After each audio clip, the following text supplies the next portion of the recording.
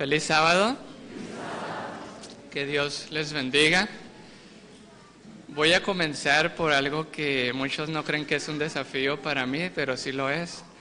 Es la segunda vez que me toca contarle una historia a los niños en toda mi vida como adventista. Lo hago a mis hijos, pero no lo hago en público, no soy buena. Pero quiero contarles a los niños ahí donde están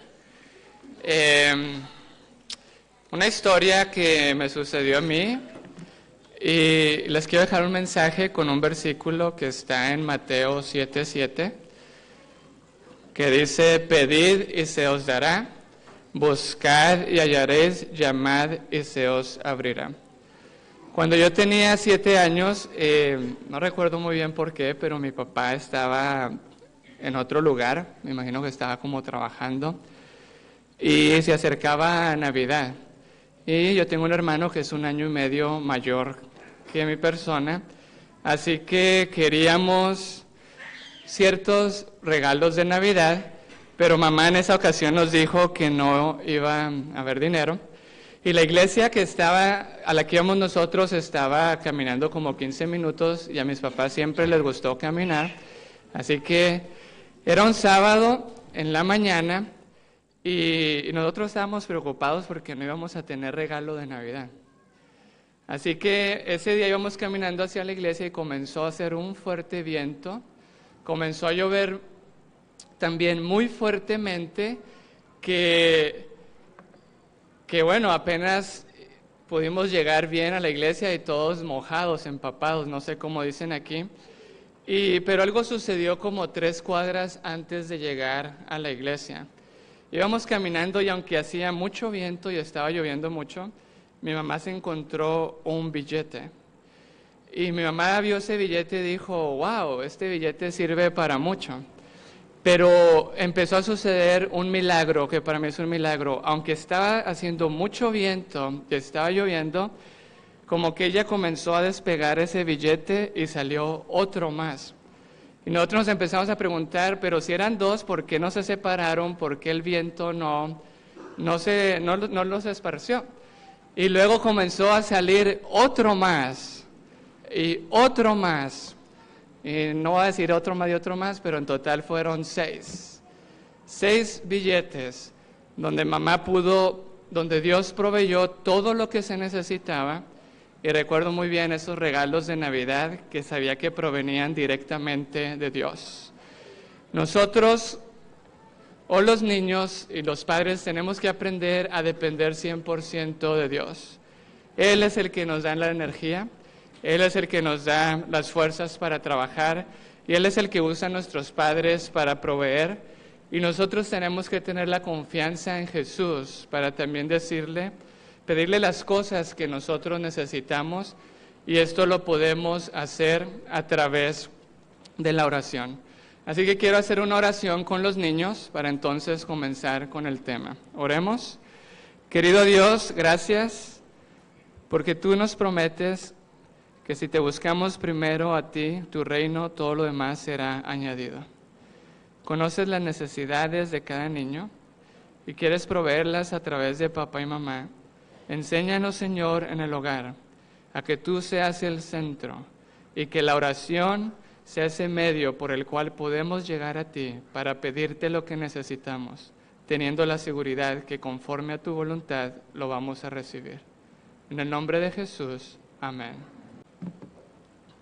Quiero que abramos nuestras Biblias en Zacarías capítulo 12, el versículo 10. Zacarías 12:10. Y vamos a continuar con el tema que estamos desarrollando toda la semana, cómo el Evangelio nos da sanidad y libertad a través del poder de Cristo y lo que Él hizo en la cruz del Calvario por cada uno de nosotros. Y el tema lleva por título La verdad más verdadera. En la mañana vimos la mentira más mentirosa. Zacarías 12:10. Zacarías 12:10 debe ser nuestra necesidad. Zacarías 12:10 nos pone en el contexto del tiempo en que estamos viviendo.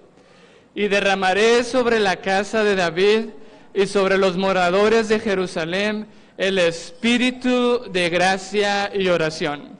Y yo creo que nosotros debemos de estar clamando por este espíritu de gracia y oración. Un espíritu de gracia y oración que nos lleve a lo que dice la palabra de Dios en 2 de Crónicas 7:14, un versículo muy conocido por nosotros. Si mi pueblo, sobre el cual mi nombre es invocado, se humillare y se arrepintiere de sus malos caminos, entonces yo oiré desde los cielos, perdonaré sus pecados y sanaré su tierra. Un espíritu de gracia y oración. Y sigo leyendo Zacarías 12:10, y mirarán a mí, a quien traspasaron, y harán llanto sobre él, como llanto sobre unigénito, afligiéndose sobre él, como quien se aflige sobre el primogénito. Yo no sé qué es lo que está delante de ti en esta mañana. Yo no sé qué es lo que te atrae a ti. Esta semana hemos estado hablando de atracción, de conexión, de identidad. Y cómo Satanás en el contexto del dolor, del pecado, en el contexto del placer falso, nos atrae y nos coloca falsos centros. Y nosotros somos transformados por lo que contemplamos. Y yo quiero preguntarte, ¿qué es lo que está delante de ti en esta mañana? En Job 34:32 dice la palabra de Dios, lo pueden buscar ustedes. Muéstrame lo que yo no veo, y si hice mal, no lo haré jamás. ¿Qué es lo que está delante de mí?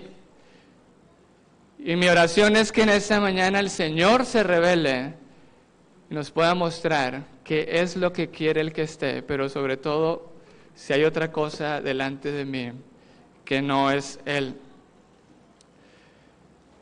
3 cosas para reflexionar en esa pregunta. Vamos al libro de Salmos. El libro de Salmos, Salmos 38. Dice el Salmo 38:17, pero yo estoy a punto de claudicar y mi dolor está delante de mí continuamente. David dice, continuamente está delante de mí mi dolor. Y estamos reflexionando qué es lo que está delante de ti en esta mañana. Salmos 44:15. Salmos 44:15. Ya vimos que David dice, mi dolor está siempre, continuamente. El Salmo 44:15 dice, cada día mi vergüenza está delante de mí y me cubre la confusión de mi rostro. Mi dolor delante de mí, mi vergüenza, mi culpa delante de mí cada día y me cubre la confusión de mi rostro. Salmo 51, versículo 3. Porque yo reconozco mis rebeliones y mi pecado está siempre delante de mí. ¿Qué es lo que está delante de ti en esta mañana? ¿Qué es lo que está delante de ti? ¿Tu dolor? ¿Tu vergüenza? ¿Tus errores? ¿Las páginas ocultas y secretas de tu vida? ¿Tu pecado? ¿Qué es lo que debe estar delante de mí? Y el primer mandamiento dice, no tendrás otra cosa delante de mí. Y el Señor sabe que somos atraídos a que delante de mí lo que está es lo que más me gusta, que me aparta de la voluntad de Dios. Que delante de mí esté mi esposo o mi esposa como el centro, o mi novio o mi novia, o la vestimenta, la televisión, la música, o quizá lo que está delante de mí es lo que, y déjenme decir algo, lo que está delante de mí es lo que me transforma, lo que está delante de mí es lo que me atrae, es a lo que me conecto, lo que está delante de mí es mi filtro, como yo veo todas las cosas. Y yo no sé si tu filtro es el dolor, es algo que pasó hace mucho tiempo en tu vida o algo que tú hiciste. tu dolor, tu vergüenza, tu pecado. Yo no sé qué está delante de ti, pero el Señor Jesús quiere colocarse enfrente nuestro.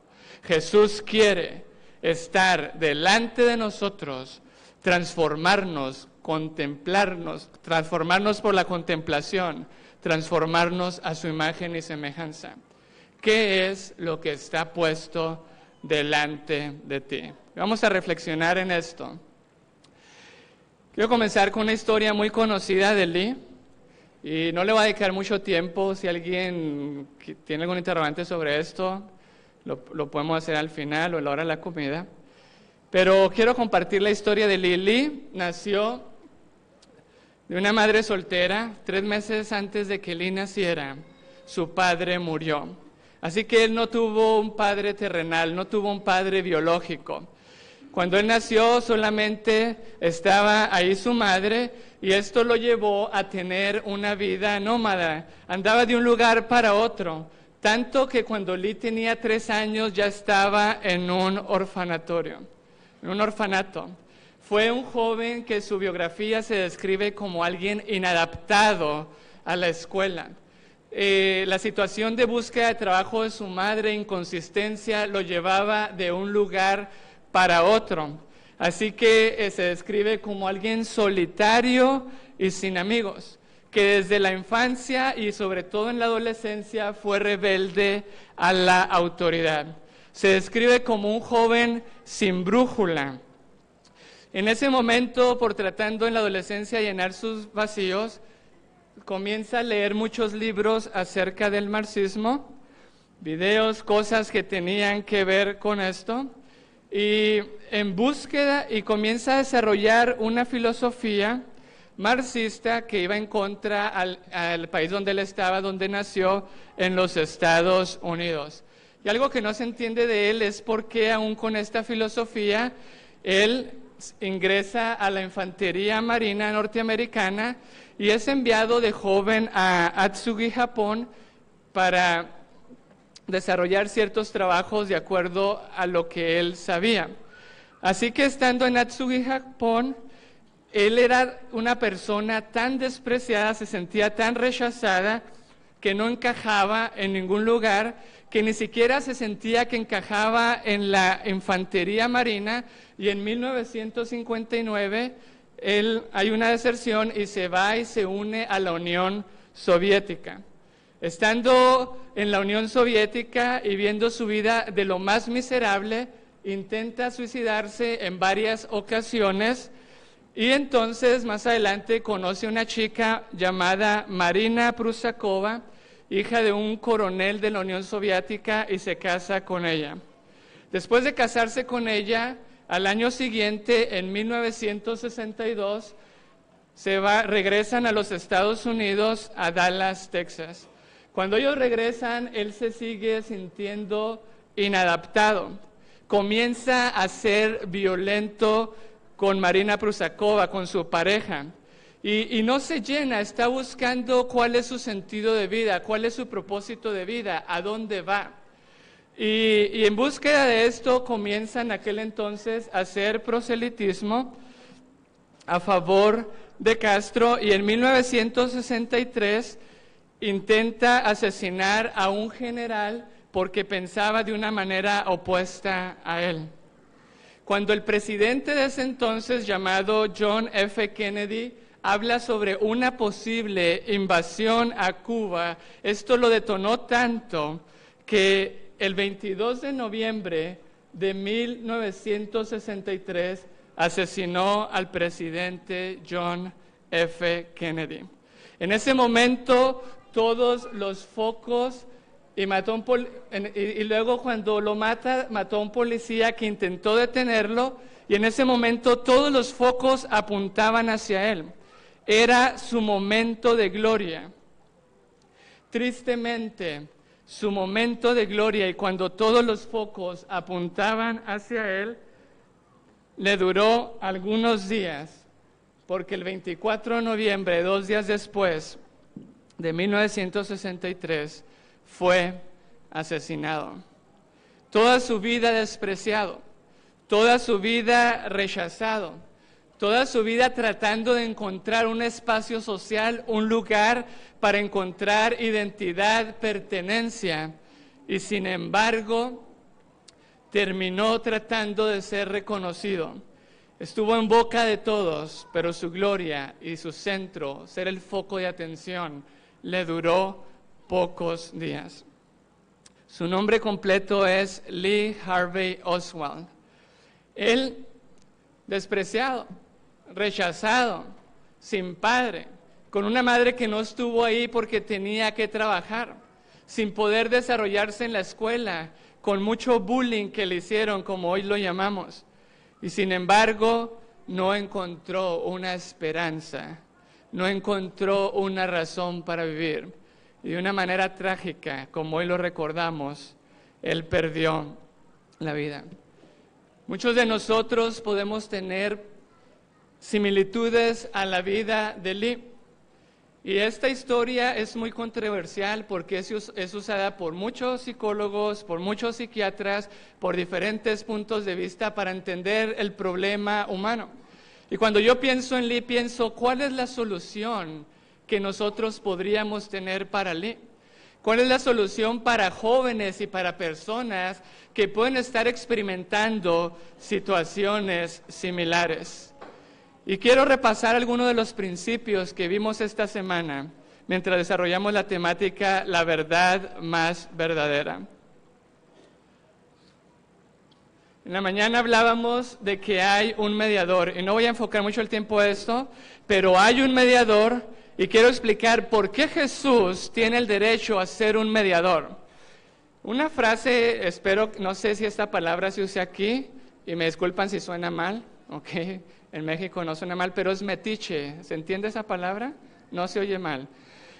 Un mediador es una persona que se mete en medio. Es una persona que está ahí, que no lo llamaste, pero está ahí. Y quiero ver por qué Jesús es un mediador. ¿Por qué Jesús, aunque yo no lo quiera ver en mi historia, ahí está? ¿Por qué Jesús, aunque yo no lo quiera ver en mis tentaciones y en mis luchas, ahí está? ¿Por qué Jesús, aunque yo no lo quiero ver en mi dolor, en mi sufrimiento, en mis pecados, en mis errores, ahí está? Jesús es un mediador y quiero que reflexionemos por qué. Esta cita la leíamos en la mañana y quiero que comencemos con la profecía de Isaías 63:9. Jesús se metió en mi dolor. En todas nuestras aflicciones Él fue afligido. No importa cuál es el sufrimiento que yo estoy experimentando o he experimentado, allí está Él.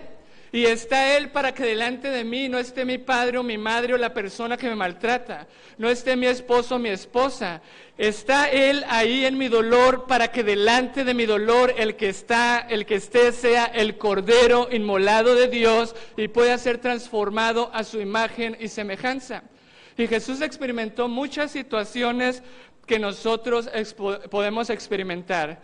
Y quiero basar este sermón en una sencilla cita del deseado de todas las gentes, la página 16, el párrafo 3. Cristo fue tratado. Es en el trato donde hay dolor. Es en el trato donde tú y yo pecamos contra los demás. Es en el trato donde hay culpa y vergüenza. Cristo fue tratado como nosotros merecemos a fin de que nosotros pudiésemos ser tratados como Él merece. Se metió en tu trato, se metió en mi trato. Y si tú y yo lo permitimos, podemos ser libres de lo que está delante de nosotros y podemos verlo a Él. Podemos ser atraídos por Él. Y esta semana estudiamos un resumen de su trato. Jesús nace de una madre soltera. Vimos en Juan 8:44 que le dijeron a Jesús, nosotros sí tenemos un padre, nosotros no somos nacidos de prostitución o fornicación, dice la palabra de Dios. Jesús fue atacado por su humilde nacimiento. Su padre José no fue su padre terrenal o biológico, tuvo medios hermanos y Jesús nace fuera del contexto del matrimonio y Jesús toma este dolor y este sufrimiento para poder estar delante de mí. Yo no sé si tú estás sufriendo porque no conoces a tu padre. Yo no sé si hay una situación familiar. Yo no sé si tienes medios hermanos. Y estas cosas traen mentiras, traen dolor, sufrimiento y tantas adicciones que podemos ver hoy en la tarde. Pero Jesús se metió. Jesús se mete en tu dolor para poder estar delante de ti. Fue dejado solo y abandonado en el momento en que más necesitaban los discípulos, en el momento en que estaba angustiado, en el momento en que estaba entristecido en gran manera y con una tristeza hasta el punto de la muerte. Fue dejado solo y abandonado cuando más los necesitaba. Y se mete en este dolor para que en mi soledad, para que en mi abandono, por aquellas personas que tenían que estar ahí cuando más los necesitaba, delante de mí, el único que pueda estar sea el Cordero. Jesús también es traicionado, le son infiel, lo rechazan, lo desestiman, lo menosprecian vendiéndolo como un esclavo. Es abusado en flaqueza, en impotencia, y en todos esos abusos recibe abuso físico, abuso emocional, abuso verbal, abuso psicológico, recibe bullying. Y también vimos que Jesús fue desnudado sin su consentimiento y fue expuesto ante la mirada de tantas personas que pasaban por ahí con un simple propósito: meterse en tu dolor. Que en tu dolor, que en tu vergüenza, que en tu humillación, en tu rechazo, delante de ti pueda estar solo el Cordero de Dios. Todos estos abusos fueron realizados por personas que tenían poder y personas que tenían autoridad sobre él, instigados por Satanás. Y porque lo que tú y yo podemos haber experimentado en nuestra vida es por personas, por papá que tenía que cuidar, mamá que tenía que proteger, el tío, la tía, el abuelo, aún un adulto que debe respetar y proteger a un niño. Jesús fue abusado por personas con poder y autoridad sobre él para poder meterse en mi dolor y estar delante de mí. Fue tentado a proteger su dolor con vino. En la tarde hablaremos más de esto. Y se preguntó: Dios mío, ¿por qué? ¿Por qué me has abandonado? ¿Por qué estás tan lejos de mí? ¿Por qué clamo a ti de día y de noche y no hay para mí sosiego? Sintiéndose rechazado y abandonado por su padre. Y aparentemente siendo un fracasado en su ministerio. ¿Cuántos creían en él en ese momento en la cruz? ¿Cuántos creían que él iba a resucitar? Y Jesús se mete en nuestra historia. Y tomo la historia de Lee porque tiene tantos sufrimientos donde tú y yo nos podemos quizá proyectar. Y quiero ver cómo Jesús puede conectarse con la historia de Lee. Lee nació de una madre soltera. Jesús nació de una madre soltera. Lee no tuvo un padre terrenal o biológico. Jesús no tuvo un padre terrenal.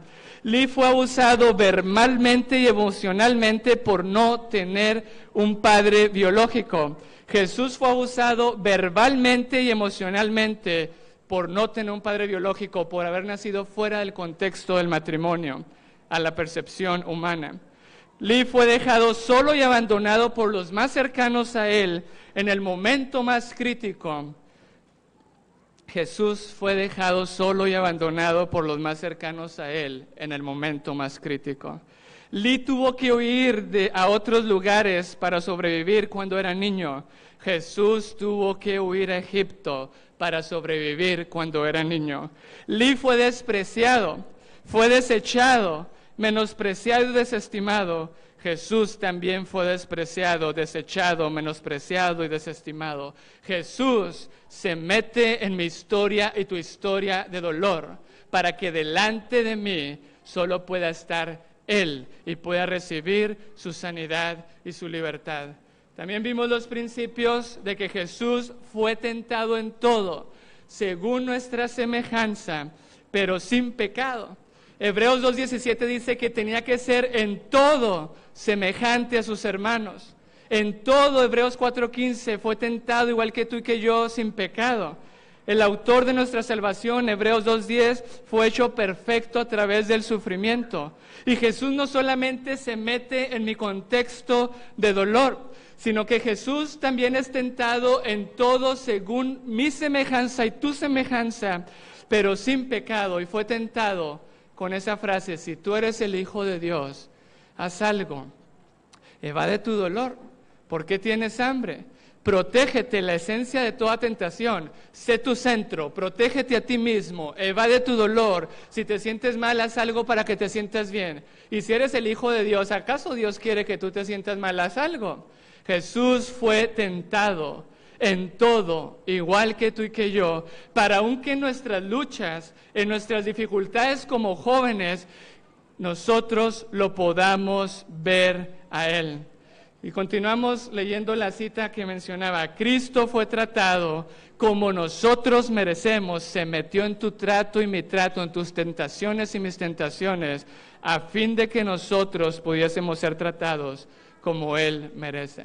Y veamos esa comparación con la vida de Lee, que muchas de las partes de la vida de Lee puede ser nuestra historia. Lee se dio a la tentación de definirse a sí mismo como un no reconocido, como un despreciado, debido al abandono y desprecio de sus amigos, su nación, sus líderes políticos, lo que para él fue el presidente y la Unión Soviética. Jesús fue tentado a ceder a la tentación de definirse a sí mismo como un despreciado debido al abandono y desprecio de sus discípulos, de su nación, de los líderes políticos, de Pilato, Herodes y los romanos. Lee creyó que no era integrado, que no encajaba, que era despreciado. Jesús fue tentado en todo, y Jesús también fue tentado a creer que no era integrado, que no encajaba y que era despreciado. Lee creyó que tenía que ser popular y reconocido para pertenecer, encajar, ser integrado por los demás. Jesús también fue tentado a creer que tenía que ser popular y reconocido para pertenecer y encajar con los demás. Lee creyó que era un fracasado y no importante. Jesús fue tentado en todo. Jesús fue tentado a creer que era un fracasado y no importante, pero sin pecado, y por eso es poderoso para socorrer a los que son tentados. Lee creyó que tenía que hacer justicia por la fuerza. Jesús también fue tentado a creer que tenía que hacer justicia por la fuerza. Y luego la Biblia nos habla, en el contexto del sufrimiento, de cómo puede haber el pecado se conecta con el dolor. Isaías 53 dice: herido por mis transgresiones, molido por mis iniquidades, castigado para que yo tenga paz, herido para que por sus heridas me pueda sanar. Y el pecado no puede ser una excepción. Y vimos estos principios donde Jesús se hizo mi pecado para que yo sea hecho justicia, donde Jesús se mete aún también ahí. Jesús se mete para que cuando tú ves tu pecado, tú lo puedas ver a Él que murió por ti, que tiene esperanza y te puede hacer puro. Jesús llevó el castigo para que yo pueda tener paz. Y cuando delante de ti está el que tienes que ser castigado o están las consecuencias, ahí se mete el Cordero para darnos sanidad y libertad, y que delante de nosotros solo pueda estar el verdadero centro. Jesús, avanzamos más con la cita, fue condenado por nuestros pecados en los que no haya participado, a fin de que nosotros pudiésemos ser justificados por su justicia, en la cual no habíamos participado. ¿Qué es lo que está delante de tu dolor? ¿Qué es lo que está delante de tu pecado? Si miramos la cruz, el Señor va a quitar lo que esté delante de nosotros, y delante de nosotros solo estará el Cordero inmolado. Jesús llevó mi castigo para que yo pueda recibir su paz. Llevó mi maldición para que pueda recibir su bendición. Llevó mi pecado para que yo pueda ser hecho justicia de Dios en Él. Llevó mis heridas para que yo pueda recibir su sanidad. Y Jesús también, y ayer lo estudiamos más profundo, Jesús también en la cruz del Calvario se hizo el pecado de Lee, llevó el castigo de Lee, pagó la maldición de Lee, para que Lee y personas que tenemos historias similares podamos recibir su bendición, podamos recibir su paz, podamos recibir su sanidad. La cita del deseo de todas las gentes termina diciendo: Él sufrió la muerte nuestra a fin de que nosotros pudiésemos recibir la vida suya. Así que Jesús llevó mi trato para que yo pueda recibir su trato. Jesús llevó mi sufrimiento para que yo pueda recibir su sanidad. Jesús fue tentado en todo para que yo pueda recibir su verdad y su victoria y su poder. Jesús llevó mi condenación para que yo pueda recibir su justicia. Jesús se hizo pecado para que yo pueda ser hecho justicia. Jesús llevó mi muerte para que yo pueda recibir su vida. Y aquí establecemos un principio fundamental, porque lo que está delante de mí es mi centro. Así que Jesús recibió mis heridas para que yo lo pueda ver a Él en mi herida, para que en mi herida solo Él esté delante de mí y me atraiga con su amor. Y yo cuando veo a Jesús en mi herida y yo lo veo a Él, yo veo a mi Salvador herido. Si yo veo a Jesús en mi herida, yo veo la verdad y la verdad me hace libre. Y cuando yo recibo su verdad, cuando yo recibo su sanidad, yo puedo tener frutos de justicia.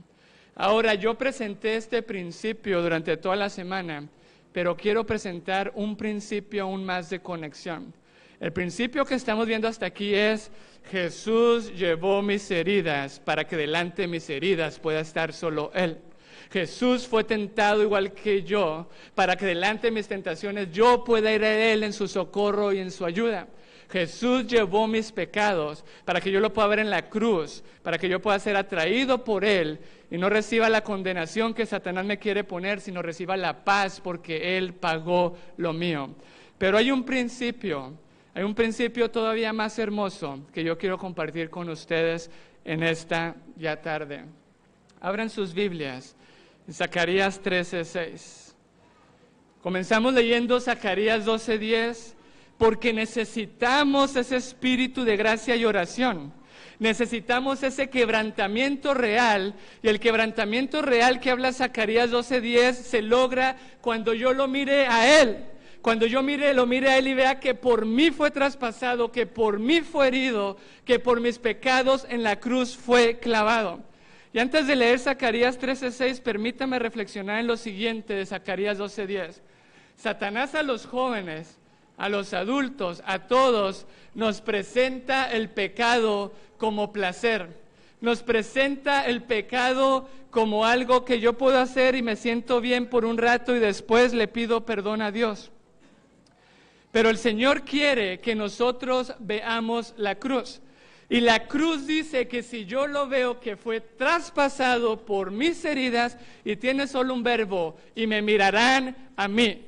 Y me mirarán a mí y vamos a ser atraídos de una manera en que dice: vamos a llorar como si estuviéramos llorando, como haber perdido a un hijo primogénito. La pregunta es, cuando tú ves esas cosas que te gustan, ¿qué ves? ¿Placer o la muerte de Jesús? ¿Ves dolor o sufrimiento? ¿Qué es lo que te atrae? ¿Está delante de ti el engaño que te dice: eso es placer, hazlo, te gusta, que después te arrepientes? ¿O puedo ver que en la muerte, que en lo que llevó el Cordero de Dios, puedo ver que en lo que a mí me gusta y donde Satanás me dice placer, la cruz me dice es dolor, es muerte, y Jesús lo tomó en mi lugar? Pero yo sé que si yo no recibo eso de Jesús, todos los que mueran la segunda muerte, todos los que mueran esa segunda muerte es porque rechazaron tener delante de Él aquel que llevó las heridas, fue tentado en todo y llevó nuestros pecados. Una cosa solamente necesitamos que la sierva del Señor nos pidió: 1 hora al día, mirar a Jesús en la cruz del Calvario y ver que por nosotros fue traspasado. Y dice, les voy a compartir una cita favorita, no la traía planeada, pero esta cita es la que a mí me inspira. A menudo, deseado de todas las gentes, páginas 267.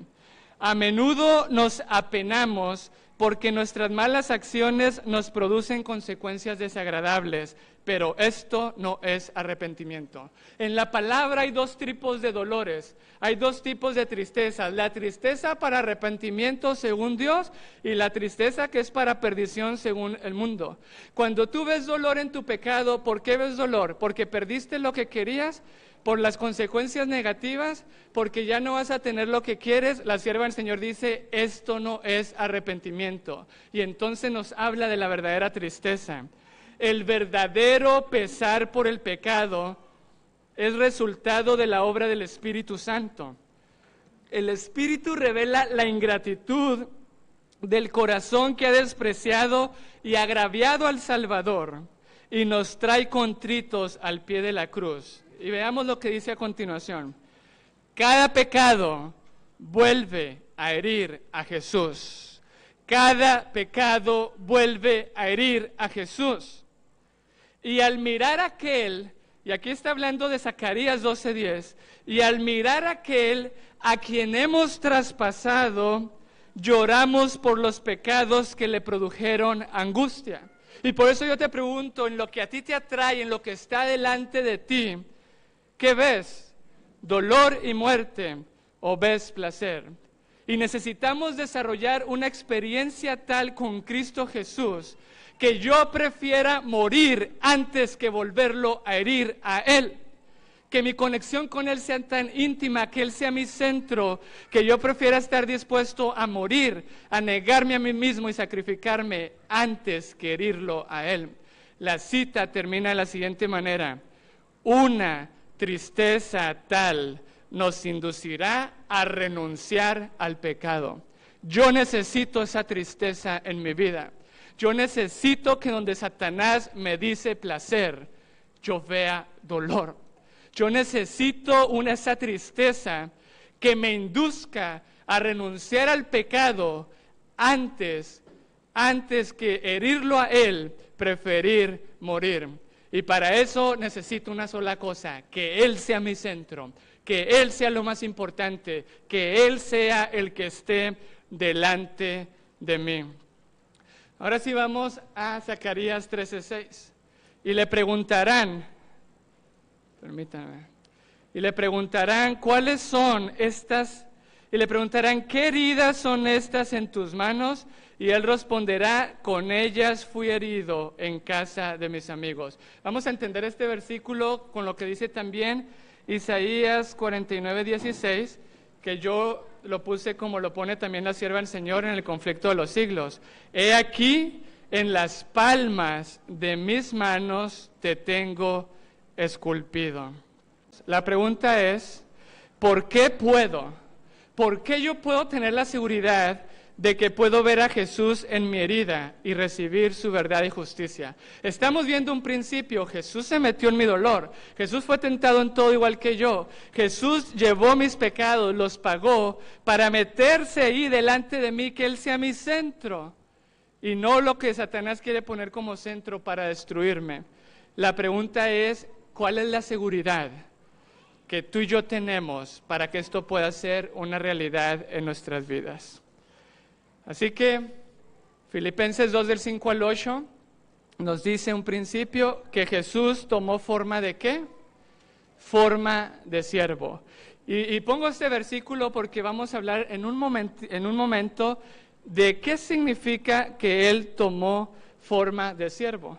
Y para eso quiero presentarte una herida que no he hablado durante esta semana. Hay otra herida que fue profetizada de Jesús, que nos da la seguridad por qué yo lo puedo tener a Él delante de mí. Y esta herida está en el libro, está profetizada en Salmos 40 del 6 al 8. Vamos a leerlo.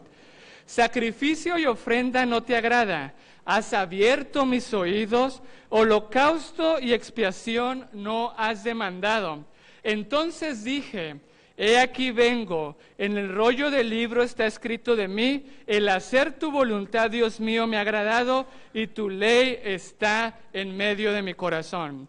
Yo no sé si ustedes pueden ver ahí la herida, Para entenderla mejor, leamos otra profecía similar, Isaías 40, del 6 al 8. Y búsquenlo en sus Biblias, yo creo que puse la letra en blanco, algunos no van a poder ver bien. Isaías 50, del 4 al 7. Jehová el Señor, está hablando de Jesús, Jehová el Señor me dio lengua de sabios para saber hablar al cansado. Despertará mañana tras mañana. Despertará mi oído para que oiga como los sabios. Jehová el Señor me abrió el oído y yo no fui rebelde, ni me volví atrás. Y continúa hablando de los sufrimientos de Jesús. ¿Qué encontramos en común entre lo que leímos en Salmos y ahora en Isaías? ¿Cuál es esa herida? ¿La pueden ubicar o no? Si no la pueden ubicar, está bien, vamos a Éxodo 21. Y ahí nos vamos a centrar un momento para poder concluir. Éxodo 21, del 1 al 6. Jesús fue un siervo y había una profecía y la profecía dice, has abierto mis oídos.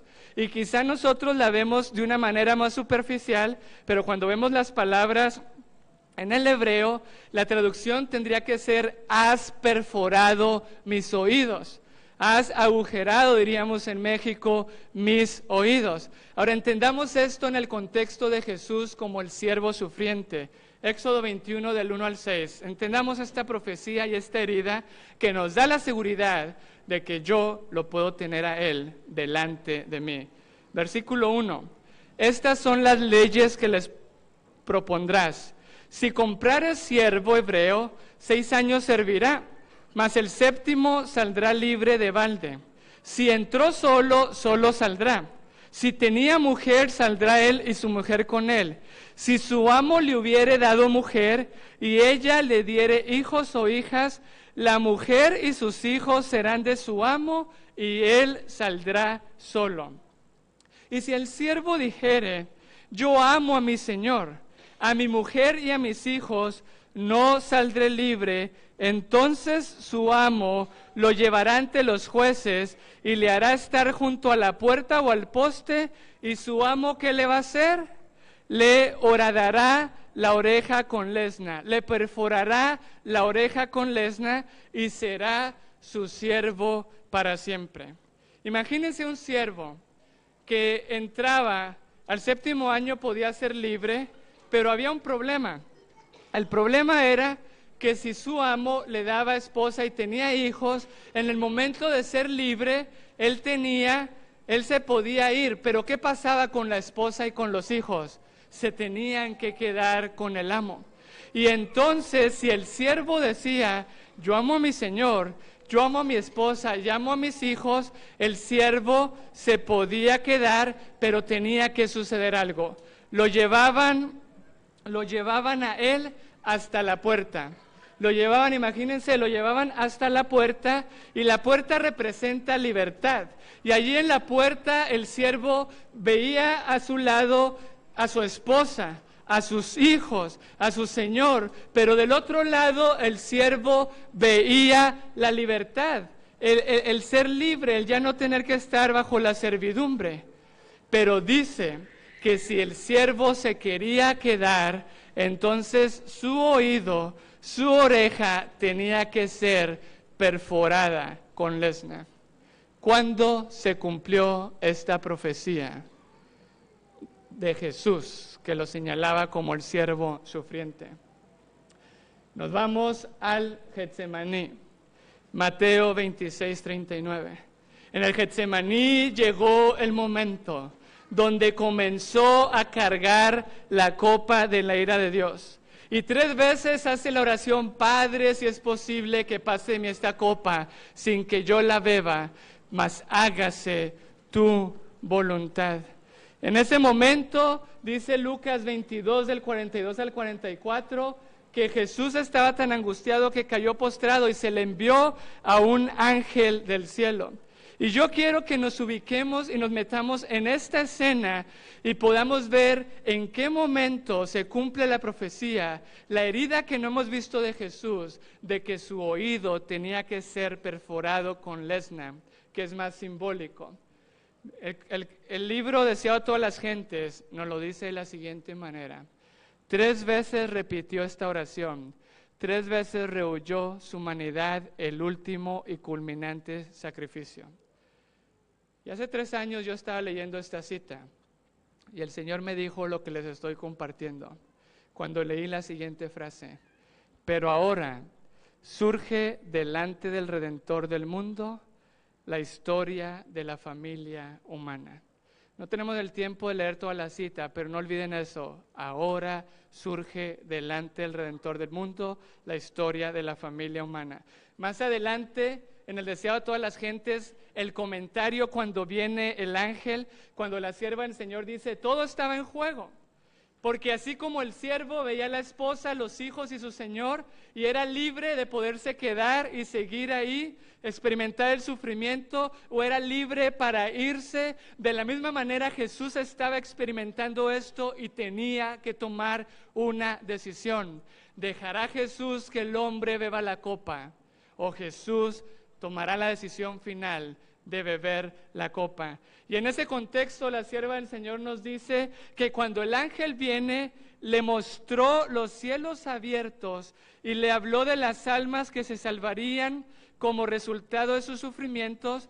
Le aseguró que su Padre es mayor y más poderoso que Satanás, que su muerte ocasionaría la derrota completa de Satanás y que el reino de este mundo sería dado a los santos del Altísimo. Y la sierva del Señor cita una profecía en Isaías 53. Le dijo que vería del trabajo de su alma y quedaría satisfecho porque vería una multitud de seres humanos salvados, eternamente salvos. ¿Qué sucedió en ese momento?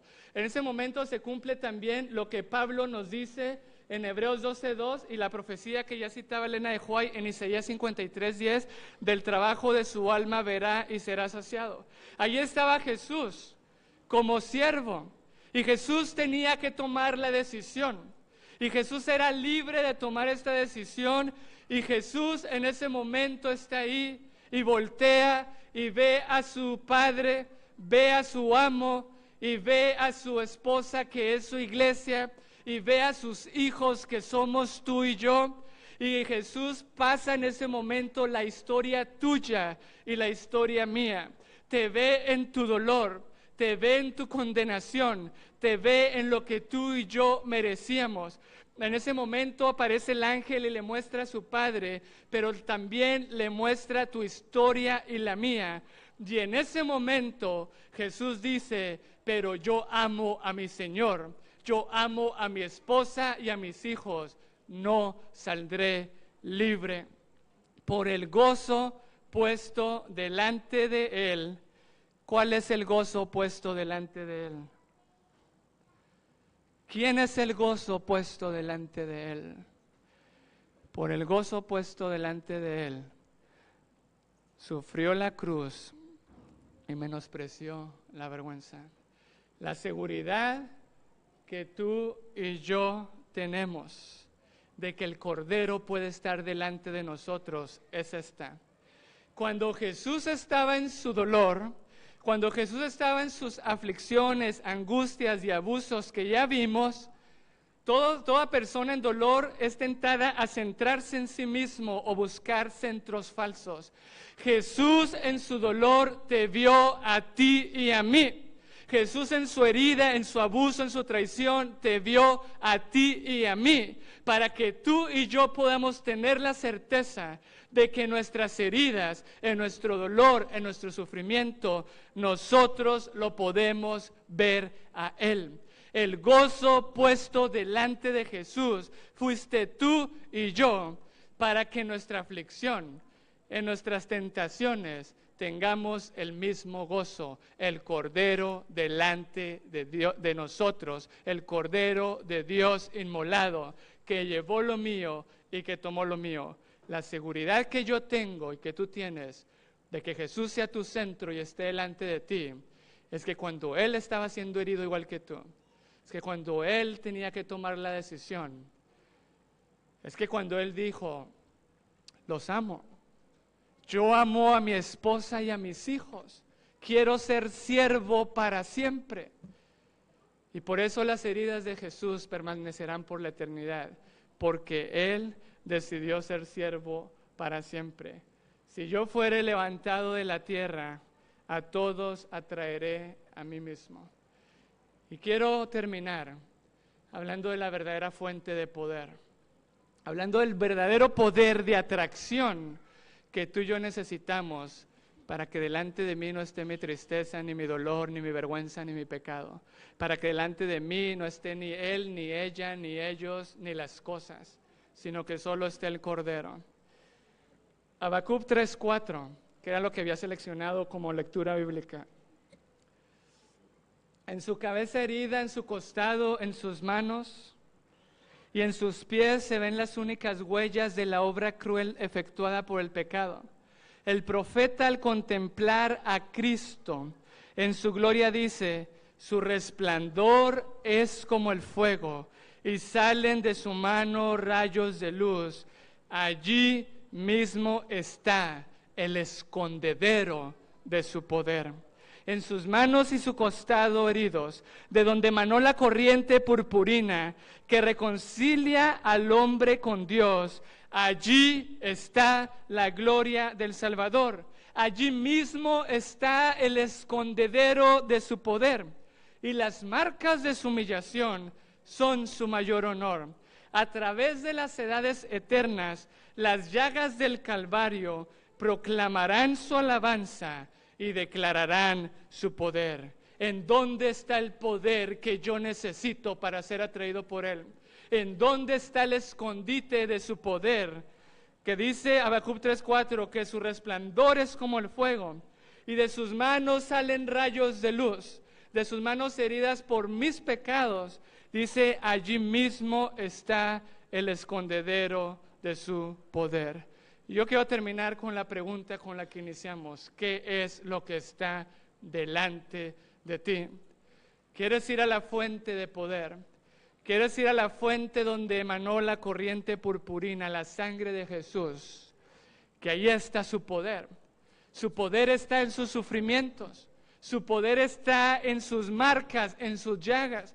Nosotros buscamos su poder en sus milagros y en las otras cosas y perdemos la identidad con Jesús, que tomó lo mío para poder estar delante de mí. En los recuerdos de tu pasado, en tu presente, ¿qué es lo que está delante de ti? Y termino con un solo llamado. Necesitamos un espíritu de gracia y oración. Mirar a aquel por el cual, por nuestros pecados, Él fue traspasado. Y la palabra dice, y llorarán. Llorarán con un llanto que tiene esa persona que pierde a un primogénito. Yo quiero ser atraído por Jesús. Yo necesito ser atraído por Jesús. Satanás, donde hay que ver dolor, me pone placer. Satanás me engaña donde hay que ver muerte. La muerte que yo le ocasioné a él. Y cada vez que peco, que lo sigo hiriendo, y que Satanás se burla y con sus ángeles delante del Padre cada vez que yo peco, dice la inspiración. Necesito ser atraído por Jesús. Yo no sé cuál es tu historia de dolor. Tampoco conozco tu historia de vergüenza o de pecado. Lo único que sé es que la historia de Jesús, que en sus manos, en sus heridas, está el poder para que tú puedas ser atraído por Él y Él pueda ser tu verdadero centro. ¿Qué lo atrae? ¿A dónde mira usted? Así de sencillo. ¿A dónde mira usted? ¿A dónde mira en su mente? No me refiero solo a la vista, sino a esas imágenes mentales que nosotros tenemos. ¿A dónde mira usted? Y la palabra dice una sola cosa, Isaías 45:22, miradme a mí y sed salvos todos los términos de la tierra, porque no hay más. Necesitamos ver a Jesús. Vamos a ponernos de rodillas y pedirle que nos atraiga. Y el poder de la atracción está en sus heridas. Vamos a orar. Querido Dios, Señor, fuimos creados para que tú siempre estuvieras delante de nosotros. El pecado, Señor, se ha interpuesto, el dolor, las heridas. Pero gracias porque te metiste en nuestro dolor. Gracias, Señor, porque tomaste nuestro pecado. Y porque por la eternidad tus heridas proclamarán dónde está tu poder. Necesitamos ir hoy a la cruz y conectarnos contigo. Gracias porque sufriste en nuestro lugar. Gracias porque nuestras heridas nos viste a nosotros y fuimos tu gozo, para que nuestras heridas tú seas nuestro gozo y delante de nosotros solamente puedas estar tú. Señor, si tu Santo Espíritu nos ha revelado las cosas falsas que están delante de nosotros, perdónanos. Perdónanos, Señor. Queremos mirar la cruz. Queremos tener llanto genuino y real, porque cada vez que pecamos te herimos. Permítenos amarte tanto a ti, Señor, que podamos estar dispuestos a morir antes que pecar. Bendice cada joven, cada señorita, cada adulto, cada familia aquí presente. Necesitamos tener la fe de Jesús, que aún en el dolor vio al Padre y a nosotros, vio su propósito de vida, nos amó. Necesitamos esa fe de Jesús ahora, porque la crisis viene por delante y necesitamos ser salvos. Perdónanos, pero gracias por tu amor. En el nombre de Jesús te lo pedimos y te lo agradecemos todo. Amén.